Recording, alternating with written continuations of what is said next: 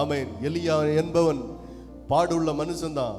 ஆனா சொன்னா, உன் தீர்க்கதரிசிகளை அனுப்பு, 450 பேர் அனுப்பு.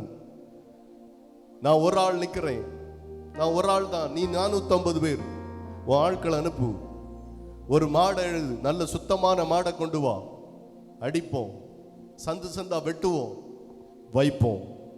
நீ உன்னுடைய ஆட்களை வச்சு அதை நீ அதை பாரு அப்படின்னு சொல்லி சேலஞ்ச் விடுறாப்புல. அக்கினி பரீட்சை, அக்கினி வருதான் பார்ப்போம், அக்கினி தொடுதான் பார்ப்போம், சேலஞ்ச் விடுறான். இப்படி ஒரு சேலஞ்சு எப்படி இருக்கும்? 450 பேர் இருக்காங்க, 450 பேருக்கு இவன் ஒருத்தன். பாகால் தீர்க்கதரிசிகளுக்கு முன்பாக அவங்க எல்லாம் கொக்கரித்து கொண்டிருக்காங்க.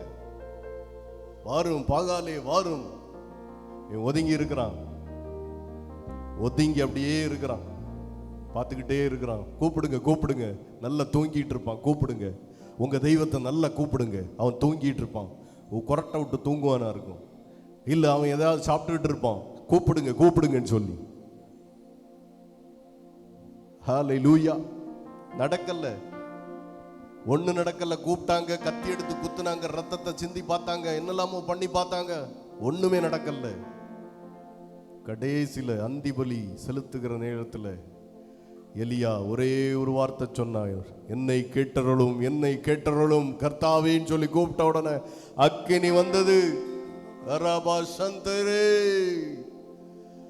அக்கினி வந்தது, தொட்டது, எல்லாத்தையும் பட்சித்து நக்கி போட்டது.